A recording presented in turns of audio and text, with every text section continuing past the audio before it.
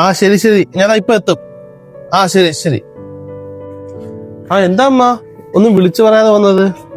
മോനെ, എന്റെ മൂത്ത മോനെ അവിടെ നിന്ന് ഇറക്കി വിട്ടു. ഞാൻ ഒരു ദിവസം ഇവിടെ താമസിച്ചോട്ടെ.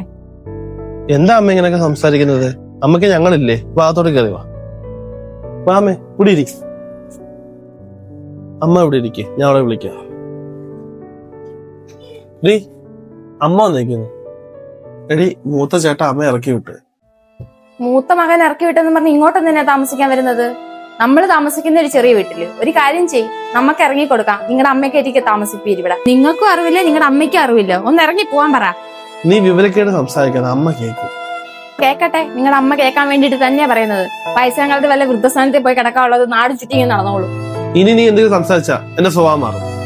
കൂടുതൽ അങ്ങ് പേടിപ്പിക്കണ്ട. നിങ്ങൾക്ക് പറയാൻ പറ്റത്തില്ലെങ്കിൽ ഞാൻ പറഞ്ഞോളാം. അമ്മ എവിടൊന്നും കാണുന്നില്ലല്ലോ.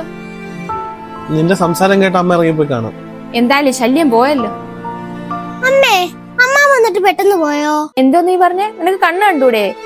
അത് അമ്മാമ്മയല്ല, അച്ചാമ്മയാ. അല്ല, അത് അച്ചാമ്മയല്ല, അമ്മാമ്മയാ. എന്തോ നീ പറഞ്ഞത്? എന്റെ അമ്മയോ? നിന്റെ സംസാരം കേട്ടാ നിന്റെ അമ്മ ഇറങ്ങിപ്പോയത്. എന്റെ അമ്മയോ? പാവം.